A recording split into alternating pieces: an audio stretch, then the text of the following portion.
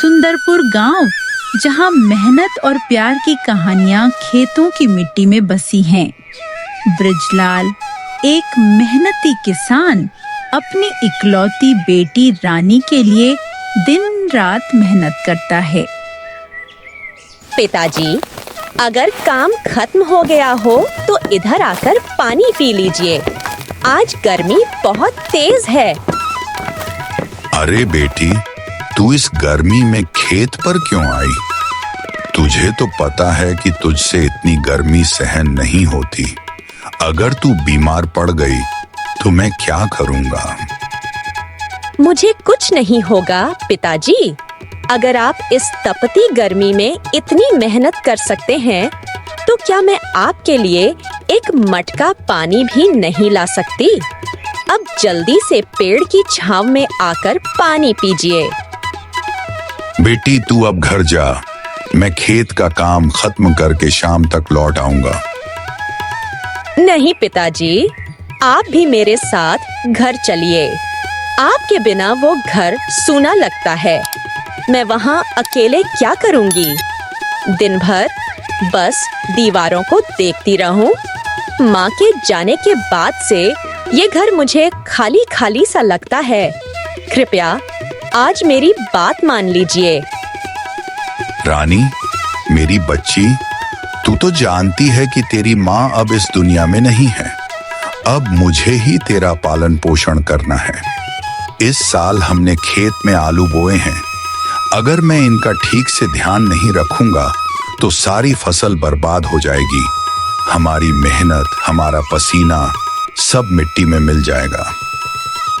ठीक है पिताजी, मैं घर जा रही हूँ, लेकिन कृपया अपना ख्याल रखिए। और हाँ, शाम को जल्दी लौट आइएगा। समय पर खाना खा लीजिएगा। ठीक है बेटी, मैं समय पर खाना खा लूंगा। अब तू जा। रानी का घर अब केवल यादों का ठिकाना है। अपनी माँ की तस्वीर को देखकर उसका दिल उदास हो उठता है। माँ, आज तुम्हारी बहुत याद आ रही है। तुम होती तो ये घर इतना सूना न लगता। जब पिताजी खेत पर जाते हैं तो ये दीवारें मुझे ताने मारती हैं। ऐसा लगता है जैसे मेरा इस दुनिया में कोई नहीं। तुम क्यों चली गई माँ? अरे रानी, तू रो क्यों रही है? किसी ने तुझसे कुछ कहा क्या? आखिर बात क्या है? सिमरन, मुझे माँ की बहुत याद आ रही है। भगवान ने मेरी माँ को मुझसे क्यों छीन लिया?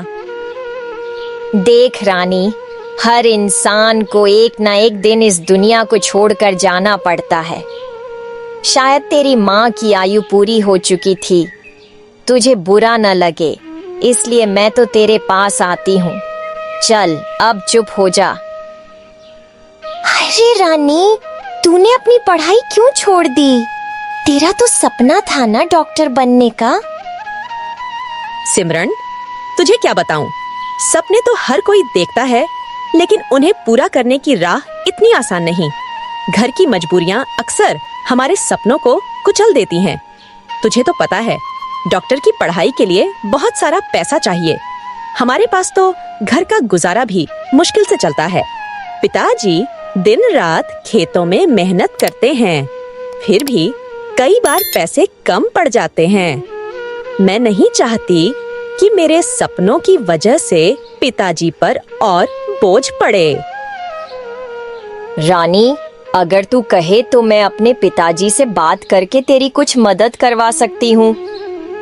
नहीं सिमरन, तुमने और तुम्हारे पिताजी ने पहले ही हमारी बहुत मदद की है। अब और मदद लेना ठीक नहीं।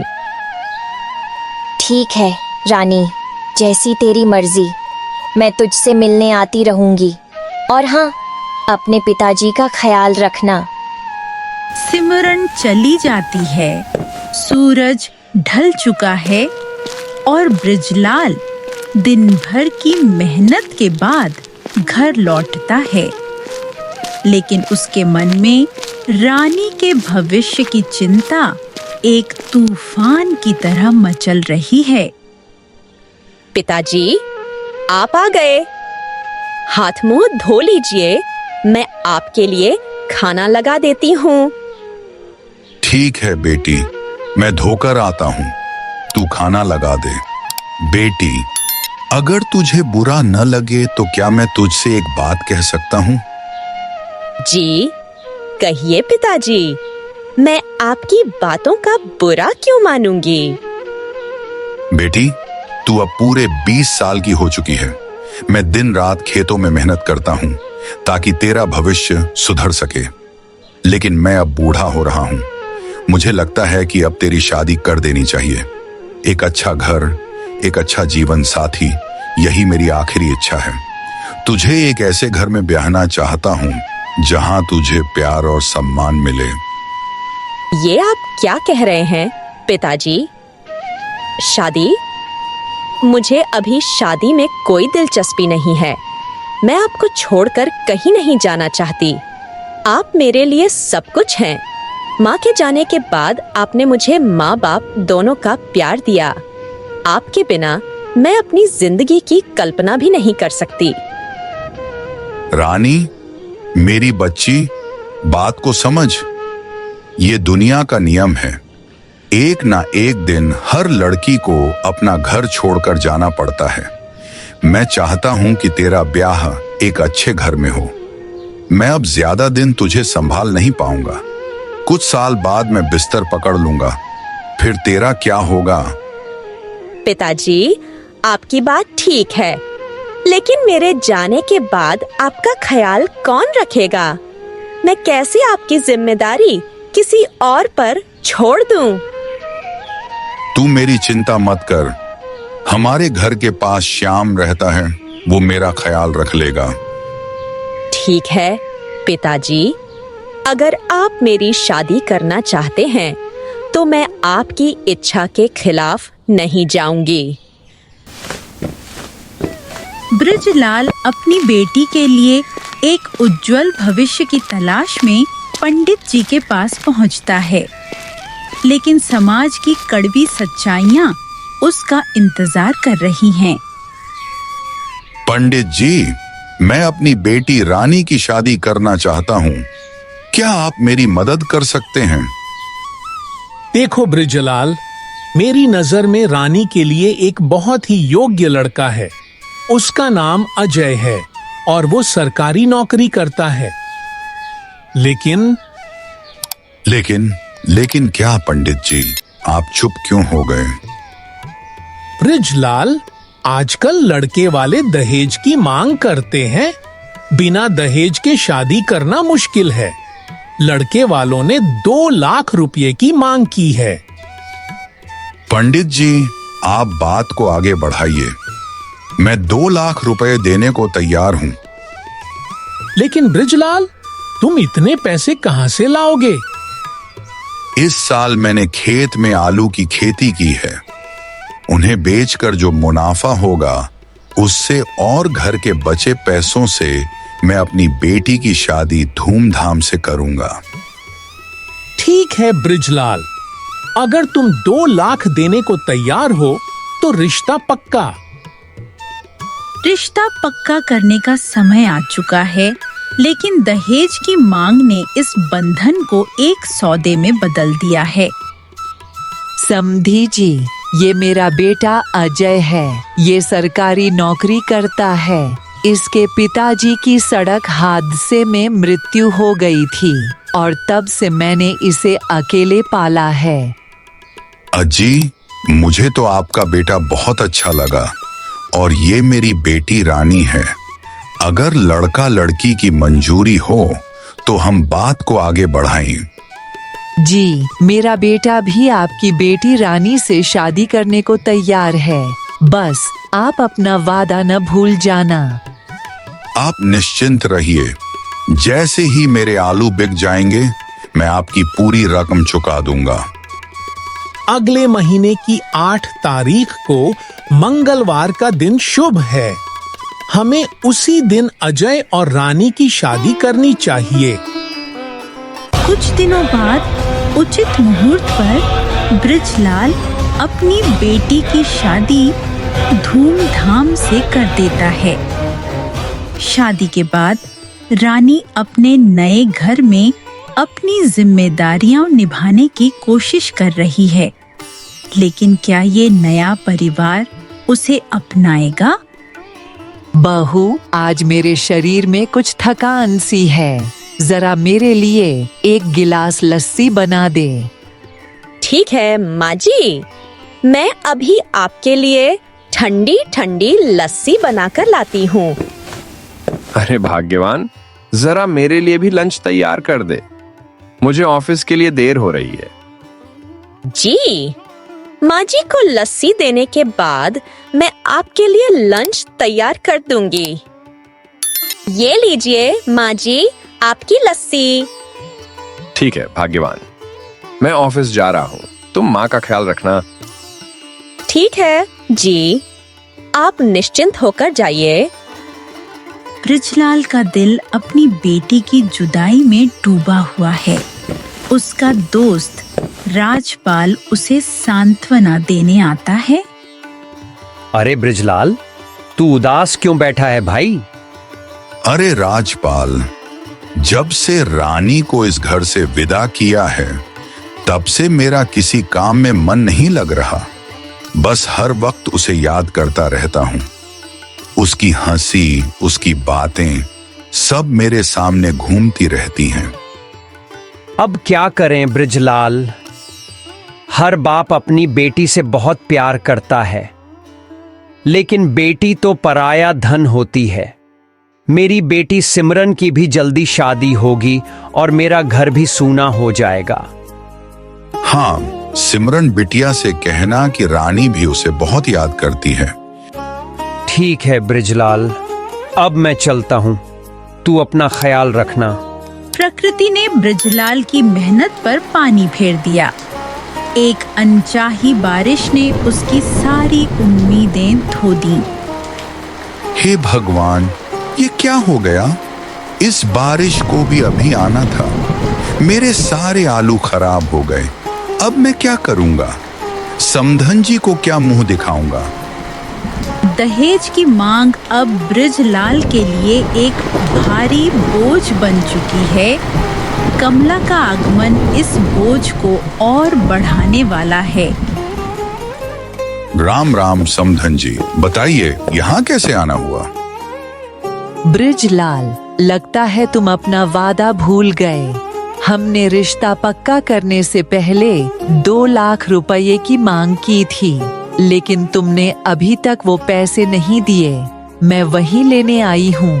क्या तुम्हें लगता है कि मेरा बेटा इतना सस्ता है कि बिना दहेज के शादी कर लेगा?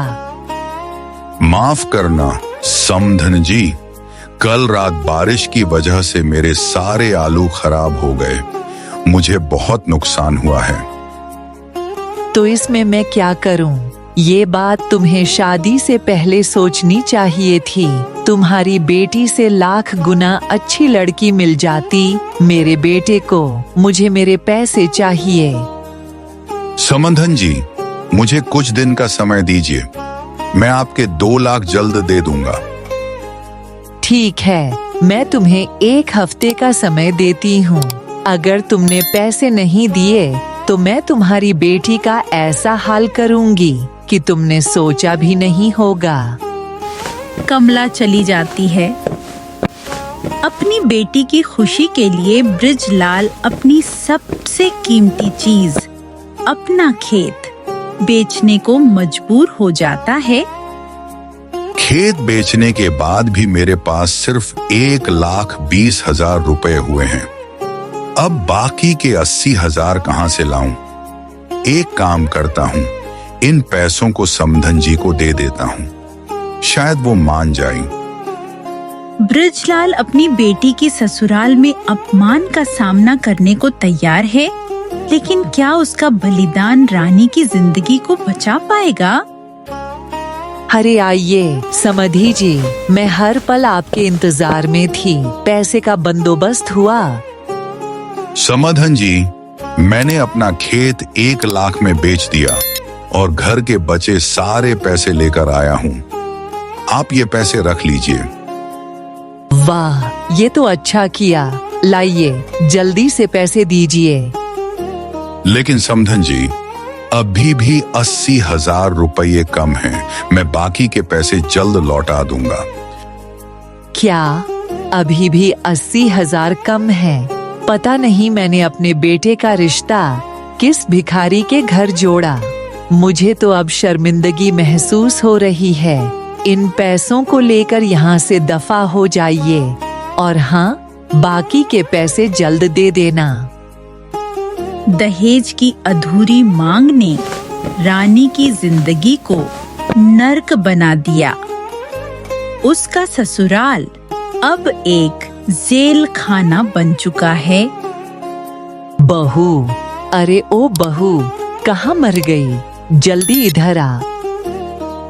जी, माँ जी, कहिए, क्या काम है? इन सारे कपड़ों को धो दे और हाँ, कपड़े धुलने के बाद बर्तन भी साफ कर देना, समझी? जी, माँ जी, मैं अभी धो देती हूँ। ये क्या? तुझसे अभी तक इतने से कपड़े नहीं धुले? बर्तन कब साफ करेगी? माँ जी, कपड़े बहुत थे, इसलिए समय लग रहा है। थोड़ा रुकिए, मैं बर्तन भी साफ कर दूंगी। क्या मुझसे जुबान लड़ाती है? रुक, तुझे अभी सिखाती हूँ। माँ जी, मुझे माफ कर दीजिए। बहुत दर्द हो रहा है, मैं दोबारा नहीं बोलूंगी। भाग्यवान, कितनी देर हो गई? मैं कब से खाने का इंतजार कर रहा हूँ।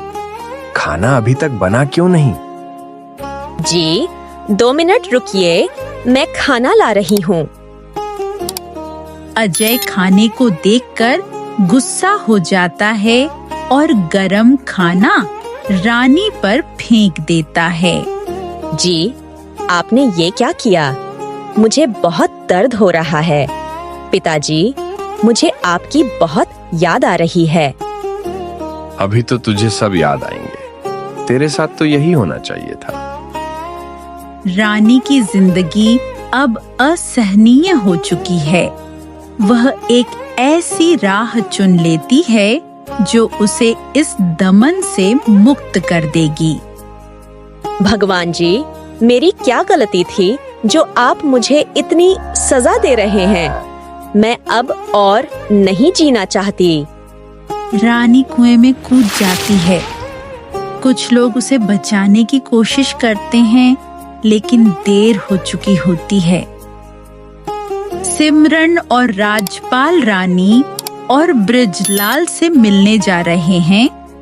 कुएं के पास भीड़ देखकर रुकते हैं।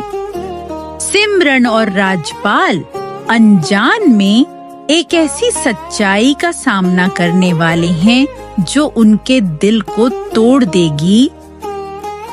पिताजी, आज बड़े दिनों बाद हम रानी और उसके पिताजी से मिलने जा रहे हैं। हाँ बेटी, मुझे भी ब्रिजलाल से मिलना है।